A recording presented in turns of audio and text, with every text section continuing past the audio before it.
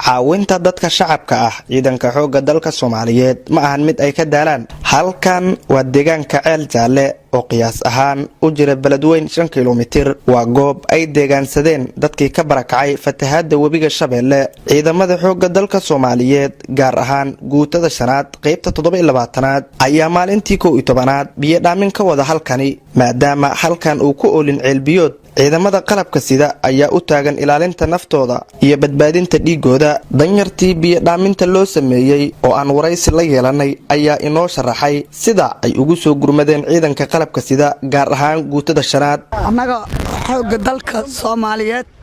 wiilashanada ayaa maanta ilaahay baa naf badbaadiyo bilaadan ma badbaadiyo ilaahay baa noogu soo dhiibay iyagana waa u mahadnaqaynaa. maanta ayagaana caawiyay oo biyana siiyay dariiqyahan ku babaqtin lahayn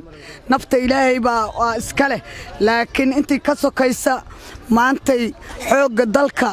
ayaan mahad u gaartay maanta mahad ugu naqaynaa dadkiina way gaari waayeen ilaahay wuxuu soo qaadaa ilaahay wiilashanadii aan caawiyay militariga oo dalka xoogga Soomaaliyeed oo qaas ahaan gobolka Hiiraan jooga magaalada Beledweyne waa noo qabteen biyo waa noo keenay ilaana daalacana inkastoo dadku ka farbadayo say wax u gaaraan u gaarsiinayeen dadkan waa dareemi kartaan aqliya leedihiin hal booyada waay dadka kale waa subtaan biyo leeyli subtaan umadu $2 lagu subtaa si lagu helaba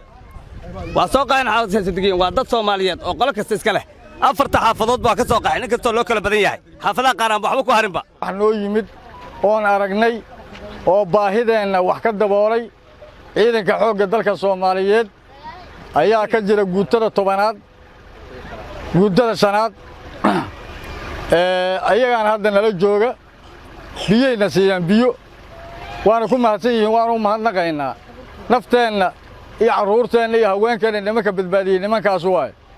dhamme Maxamed Ibraahim Daawud waa taliyaha ururka 39aad guutada shanaad qaybta 27aad oo dareen wadaninimo leh uu ka muuqday ayaa sharaxaad naga siiyay sida ay ugu dhiiradeen inay biyo dhaamin u sameeyaan dadkan ka soo barakacay fatahaadda webiga Shabeelle iyo waliba goobaha ay biyaha geeyaan.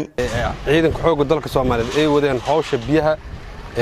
aad ay si habsamo u socotaa waana sii wadi doonaa. waxaa arkaysaan dadkan dhalinyarada ah oo yiriiska biyihii ay soo qaxiyeen inaan mar walba aan la daba taaganahay biyo annaga waxaan awoodnana ka ciidan ahaan ama ka talis ahaan wixii aan awoodnana waa ku kaalmeynana waxaana jecelnahay inay biyahan maalin kasta ay gaaraan maalintii ilaa iyo 3 booyadood camal aan shubnaa 3 booyadood waxay qaataa ilaa iyo 60 fuusto. Nuur Maxamed Cali warbaahinta codka ciidamada qalabka sida magaalada Beledweyne.